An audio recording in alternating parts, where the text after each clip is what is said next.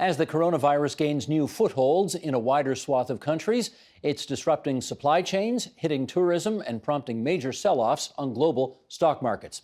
Beyond the public health challenge presented by the coronavirus, it's now becoming an economic issue too. And with us for more on that, in Calgary, Alberta, via Skype, Lindsay Tedds. She's a professor and scientific director, fiscal and economic policy at the University of Calgary's School of Public Policy. And here in our studio, Francis Donald, managing director, chief economist, and head of macro strategy at Manulife Investment Management. And Lindsay, it's good to see you again in Western Canada. Francis, great to have you on the program for the first time. Thanks for having me. Not at all. Let us start with the stock markets. And Francis, given that COVID-19 first showed up in December, why do you think it took so long for the market to actually experience its sort of worst in 8 decades drop so much after the fact?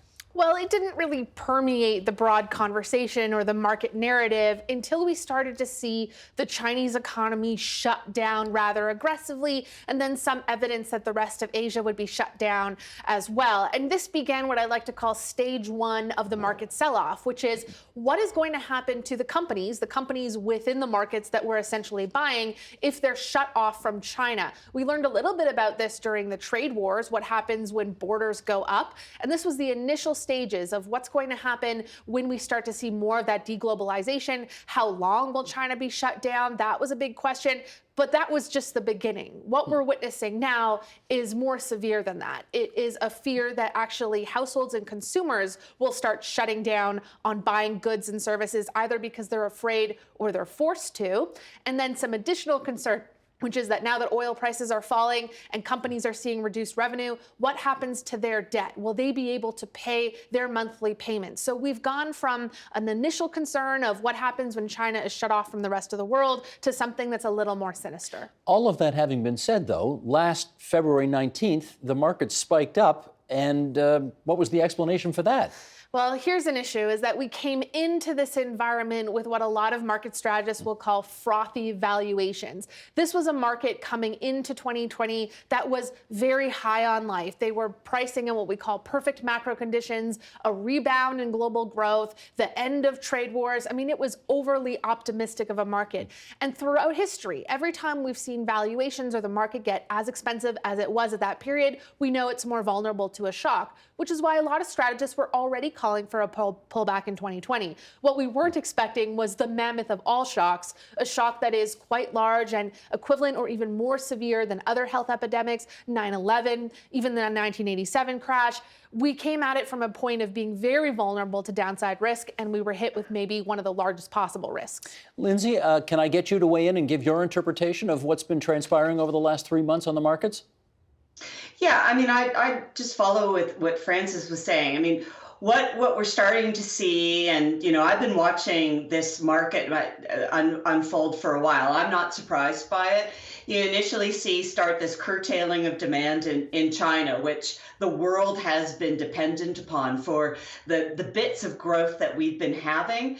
That's been curtailing, and then as the virus was sort of being transmitted around the world, you're starting to see this global slowing of consumption and demand, and that is what sort of, and then of course it doesn't help Donald Trump. That really spooked the markets, and then what you have in the market is both informed investors and uninformed investors. Very similar to 2008 sell-off. You have some people panic selling and some people informed selling, and this sort of just bubbles all together into a weird sort of market. I mean, I have to admit, near the bell yesterday, I actually bought a lot. It's something that I also did in 2008, and people who are informed buyers are going to be making a lot of money during this, and people who are panic sellers are going to lose a lot of money during this. Now, you're in Calgary, so I have to ask you about what the oil patch is experiencing right now. It was already a bad year before any of this happened. Then Russia and Saudi Arabia got into a production fight. Prices are going even lower. What's the vibe in the Alberta oil patch at the moment now? It's a bloodbath. We are going to see even more of particularly the juniors. The last that are left are not going to survive this. We are going to see even more mass layoffs. We are going to see an acceleration of AI. When I was on the show the last time talking about the unemployment and the havoc it has wreaked on our young employees, this is, I'd like to say the icing on the cake, but that is not the right analogy. This is going to wreak havoc on our young male employees for a long time to come. And I was calling for policies to help them. I think that was in November or October. And we haven't seen anything. We need leadership now. We need it from Jason Kenney, which we have not seen.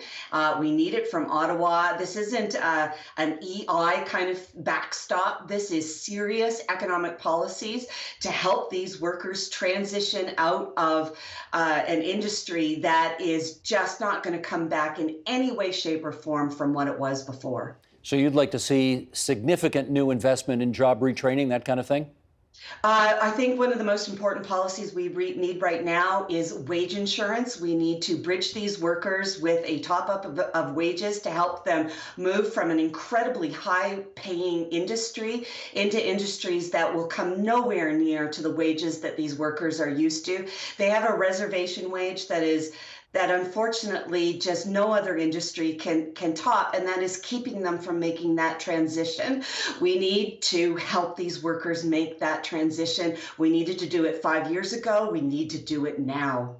Frances, maybe you could give us your best 20-second definition of wage insurance and whether you think the entire country needs to sign on to this right now. Yes, we need to be backstopping a lot of consumers. We're talking about companies now that are not going to see enough revenue over the next 1 month, 2 months, possibly longer. We need to ensure that those companies are not laying off workers. And if they are we providing the support for them? The biggest challenge here is we don't know how long this shock is going to be, but we need to help cushion that fall, and we need to do it very quickly. So wage insurance basically means the federal government is going to backstop the wages that people are. It's much more than employment insurance. It goes beyond that. Is that it? That is one mechanism that you could use. We see a variety of other mechanisms. In Italy, for example, households are being told you don't have to pay your mortgage during this crisis. Any sort of mechanism that either lowers your monthly costs or makes sure that your wage is at least guaranteed, or at least you have some income coming in, is going to be very necessary in this period. Okay, follow up, Frances, with this, and we'll take a broader look at the Canadian economy right now.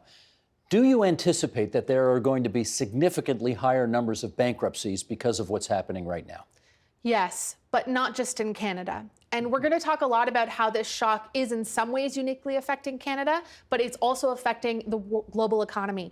Now, this oil price shock on top of Corona is particularly painful and comes at a very bad time. So we were already worried heading into this particular crisis about one underlying issue facing the global economy, and that was corporate debt. So in 2008, we're all familiar with the idea that we probably lent too much money to households for mortgages they couldn't afford. We've done the same, particularly in the United States, on the corporate debt level. We've provided a lot of debt to companies, things called zombie companies, or companies that probably shouldn't have been given that money. And for a long time, we've wondered what is going to be the prick that pops that bubble. Now what we're seeing is the drop in revenues because of COVID-19, but this oil price shock is going to be very painful. And what we call the high yield market, which is the more distressed corporate debt, the lower quality, that has a significant share in oil. So now what we're worried about is not just the virus, but are companies that are exposed to the slowdown in revenue and slower oil more at risk of defaulting? And the truth is, yes, almost every data point that we look at suggests we're at much higher risks of default than before. So now when we have conversations, we're sitting on trading desks, we're not just talking about a virus, we're talking about a credit crisis. This is why we're seeing this violence in the stock market. I presume, Lindsay, you've already started to see bankruptcies in the oil and gas sector? Oh, well, we've been seeing them for 5 years now. But yes, we're going to see an acceleration of these happening without a shadow of a doubt. Like I said, it isn't going to be pretty. I do worry, though, that there is going to be a knee-jerk reaction in stopping. We often get into this idea of what we need to do is backstop an industry and subsidize it. Unfortunately, I think this is a time where we actually need to allow the industry to shed I do hate saying these words. We do need it to shed this weight. This is a time where this natural occurrence, we have to let this happen, but we need to make sure that we are there for the workers, that we are there for the business owners as well. I think we often forget in our policies, many of them don't actually support the business owners through the transition as well, and we need to make sure that that happens. You want to react to that? Yeah, I have to agree. I mean, this virus is coming at a point where we were already questioning a lot of what's happening in the global economy. The transition away from energy-based economies was already in place. This is like an accelerator on top of that conversation. Things like climate change are going to get addressed here. Everything from over-urbanization. Now we have entire companies that are being told work from home. Are we going to see companies now that say, actually, our old way of doing things was wrong? We need to actually address a new one. Do we need to talk about commercial real estate? Do we need to talk about whether business travel is something we need to be undergoing? All of these structural issues, just like the ones Lindsay are describing, are just going to be putting, their feet to the flames under this particular forced change in behavior. Well, you said commercial real estate. Let's go there. Lindsay, we have heard public health officials say, shopping malls are places where large numbers of people tend to hang out. And they have suggested now is not a good time to be hanging out with large numbers of people. If you own a shopping mall right now, if you're a retailer in a shopping mall right now, what are your prospects? Yeah, this is one I've been thinking a lot about. Is we've already seen this gradual shift to online shopping. The brick and mortar stores have been going slowly the way of the dodo bird. It's affecting property tax revenues in our municipalities, and municipalities are already trying to adjust to this new reality. I do, in fact, think that this is going to be a huge structural shift that will stay after this pandemic. This is the new reality.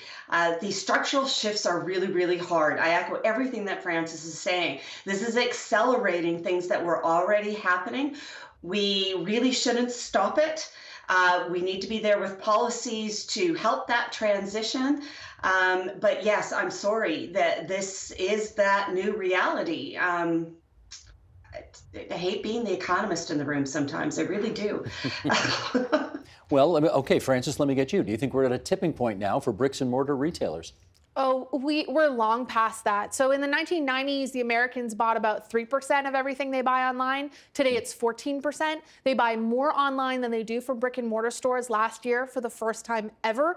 This is a huge change in our behaviors, but it's not just about where we buy things. It's also affecting pricing. It means you and I, how often do you go to a store, look to buy something, and then say, wait, I'll just check on Amazon to see if I can get it cheaper? This is a behavioral change in the way that we look at pricing information. And this shift towards online buying, which I think we're going to continue to see, is also a huge deflationary impulse. It essentially means that you cannot raise your price because you're in competition, not just with, for example, the bookseller down the street, but every bookseller around the entire world. So this accelerator that we're seeing here is not just about GDP growth, it's about inflation. And if it's about inflation, then it's also about central bank policy.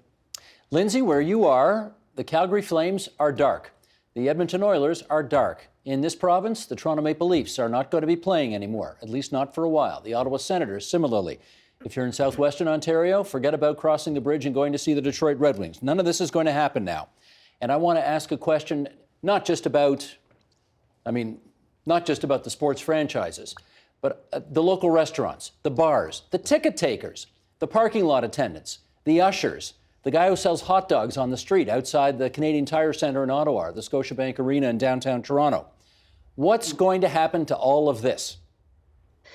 Yeah, this is a really important question, and it has been very front of mind. I've been, for the last 2 years, working with the BC government, looking at their income support programs, looking at the gaps. And these are things that come to mind when I see people standing up and talking about, go into self-isolation, self-quarantine, work from home. Everybody thinks of themselves, and I think of those vulnerable workers. I think of the people working at Subway. I think about the cafeteria workers at the university. I think about the janitorial staff. These are all people that we don't see, and yet are all there working behind the scenes. And we stop going to work, so do they. One of the things that I've been calling for, for several weeks now, actually, has been for the federal and provincial governments to be getting emergency crisis supplements out the door to our most vulnerable people, because this is going to be a huge income shock on people. We should be doing crisis supplements to the GST, HST tax credit, the Canada Child Benefit, the Guaranteed Income Supplement, our income support policies. We need to be putting shelter support in place so that our people experiencing homelessness have a place to go and they cannot self-isolate. The fact that this hasn't already been rolled out as we've been seeing this virus roll around the world just shows a complete lack of understanding of our vulnerable populations, and it really disappoints me. But yes, we need to get money into the hands of people, and we can do it. We already have the structures to do it. We just lack the leadership. All right, we've talked, Frances, about oil and gas. We've talked about the retail sector. We've talked about all of the tentacles that the sporting world will now experience. We haven't even talked yet, actually, about the cruise ship industry, which, never mind that. It's going to shut down for a couple of months, and we'll see how that comes back. Are there other areas of the economy that we have not talked about yet that may not come top of mind to people, but that you're thinking about and saying, ooh, you got to pay attention to this too? So here's one. I'm a market strategist. I think about the TSX and the Canadian dollar. I'm also a parent, and schools are closed for the next 3 weeks. Yep. What are we going to do with all of those parents who now can't go to work because they have children at home? And this one really weighs on me because I also think we're more likely to see the women staying at home in this particular environment. So we need to have policies, and not policies in 1 month, but policies to support those workers right now. March break is one thing, but what are you going to do for 2 weeks after that? And do we have childcare systems in place? Probably not. If schools are closed, childcare is going to be closed as well. So that one is really weighing on me, and that's something we're going to feel on a day-to-day basis moving forward. You can tell a parent to work from home, but if they're taking care of a 6-year-old at the same time, are they going to be productive? Are they actually getting their work done? Do they need to bring in extra support? There isn't enough resources to deal with the fallout of that. Now, our hope, this is our hope, is that by taking these measures, we will make it a very short period of time, so that the workers that are, for example, next to the arenas are only off for a short period of time, and that they have enough savings, although Canadians don't have a lot of savings, to withstand a storm for a short period of time. That is the best possible way to try to address this. But if it is longer, that is our issue. If this is sustained for children out of school for 2 months, 3 months, that has huge economic implications. And I think for right now, we've talked a lot about how we mitigate, but those multiplier effects for the economy, they need to be thought through much more aggressively. I guess, Lindsay, the irony of all this is, and I'm not taking a shot at them by saying this, it's just a factor of their collective bargaining agreement. Millionaire hockey players and baseball players and basketball players, they're going to keep getting paid. But it's the ticket takers and those, the people making minimum wage and so on, that they're the ones who are going to be out of pocket. So you've made your point on that. But what about, the Prime Minister did announce $1 billion plan this week that included, big time transfers, I think $500 million to the provinces. There was employment insurance backstopping as well. Sickness benefits for quarantine workers. I see you shaking your head. What do we call that? A good start, but not enough? Well, I remember 20 years ago when I worked in Ottawa, $1 billion was a rounding error, so I can't even imagine what it is now.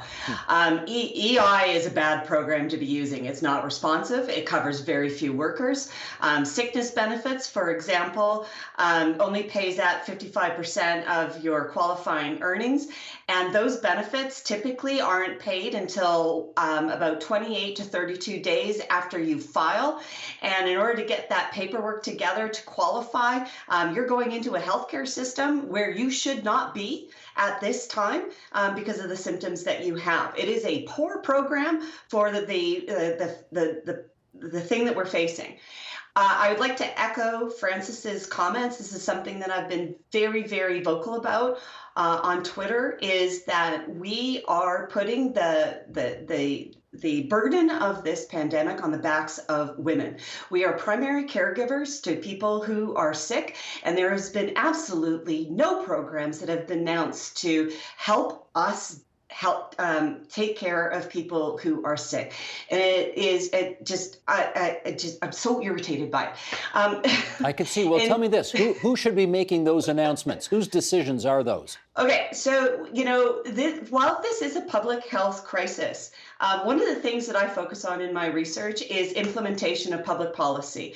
When you are thinking about announcing something, you always have to think about implementation. So when somebody has to say, okay, everybody needs to self-isolate for 14 days, there should be somebody there like me who says, okay, let's think about the people who have to implement that, and we have to have tandem policies right away to make sure that they can do that. It just shows a complete lack of understanding of the people who have to implement this. It's just the same thing that I see with big policies, with people who design policies and don't think about the public administrators who have to implement this. This is the same problem I see all over the place. It is extremely frustrating, and I know my premier just went out yesterday to talk about the federal government overly focused on virtue signaling. And he's talking about gender-based analysis. Well, this is where gender-based analysis comes into play. If anybody ever thinks about what women do in this economy, they would understand what these announcements are doing to women and the burden that we are taking on as part of this pandemic. Without us, this virus is out of control. And so a little acknowledgement to what we are doing to help ensure that this doesn't turn into something more serious is something all of our governments need to do. Sorry. Point well made. Not at all. Do not apologize. Point very well made. Just a couple of minutes left here. Let's see if we can touch on a couple of more things. Francis, U.S. Central Bank lowered interest rates last week. Canada need to follow suit in even more dramatic fashion this week? What do you think? Both central banks are going to be pushing rates to 0%. Zero. I'm fairly high conviction on this. Now, let's be clear, that's not going to solve our problem. We need fiscal policy. You can lower interest rates all you want. It doesn't help the single mom who's stuck at home or the family that's fully quarantined. But it does support some mechanisms that are at risk here. One of which is if you lower interest rates, you lower some of that debt payment at the end of the month. You make that mortgage a little less expensive, the line of credit a little less expensive. You're padding the pocket just a little bit in this environment. Now, if you have a patient that's dying and all you have is Tylenol, you're still going to administer it. Well, tell me this. You mentioned a while ago that Italy was basically giving people a vacation at the moment on paying their mortgages. That's a very dramatic step, obviously. Does Canada need to do that? Well, I think that what the central bank is doing is saying, let's actually target some of those monthly bills and attempt to do that. So that is one channel that's at work here. And who knows, we're not in the same state that Italy is in, but these are the types of conversations that are going to and should be having. At the other side of it is we do see the U.S. central bank, which is really the central bank of the world, is cutting rates really aggressively. They added $1.5 trillion to the market yesterday. Trillion to try to add liquidity into the system. Why? Because we're seeing a lot of credit issues, funding issues reminiscent of 2008 in the markets right now. Why is that? It's worries about companies defaulting. So the central banks are very active here trying to make sure that this is not a 2008 type of environment. They are going to have to stay active, but it's not going to cure our problems. It's just going to mitigate some of the pain. Are you at all worried about the fact that the United States, which was already running annual trillion-dollar deficits, will be even higher now in order to attack this problem? No, this is exactly what federal government money should be used to do. This is every economic textbook will tell you that this is true.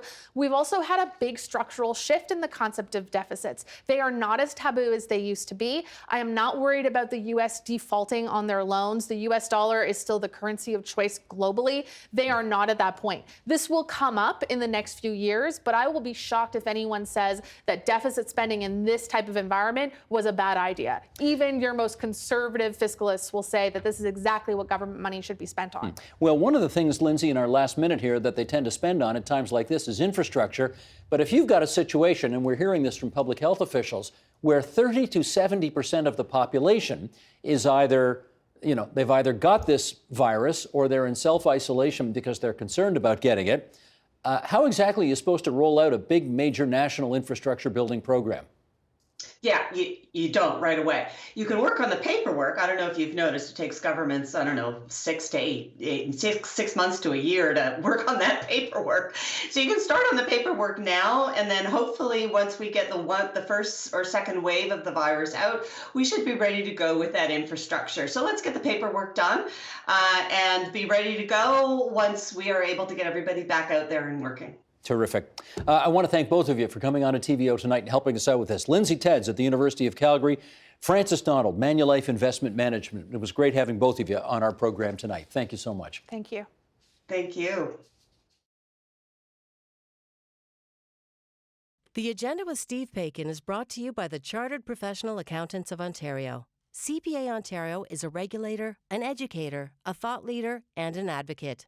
We protect the public. We advance our profession. We guide our CPAs. We are CPA Ontario. And by viewers like you. Thank you.